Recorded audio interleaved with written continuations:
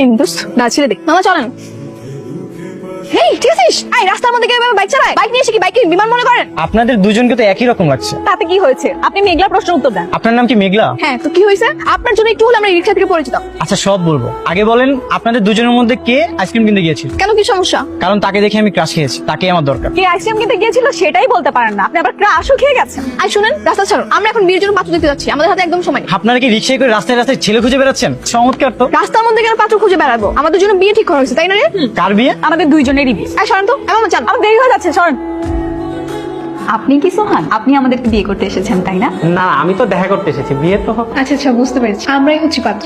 আপনার বেতন কত? জি, আপনি কি কানে কম শুনেন? আমার ফ্রেন্ড জিজ্ঞেস করেছে আপনার বেতন কত। বেতন খারাপ না, ভালোই। তা তো বুঝতেই পেরেছি, কিন্তু যে টাকা ইনকাম করেন সেটা দিয়ে কি দুই বউ চালানোর মতো ক্ষমতা আছে? না না, আমি তো আগে বিয়ে করিনি, এটাই প্রথম এবং এটাই শেষ। আমি একজনকেই বিয়ে করবো এবং তার সাথেই সারা জীবন কাটাতে চাই। আমাকে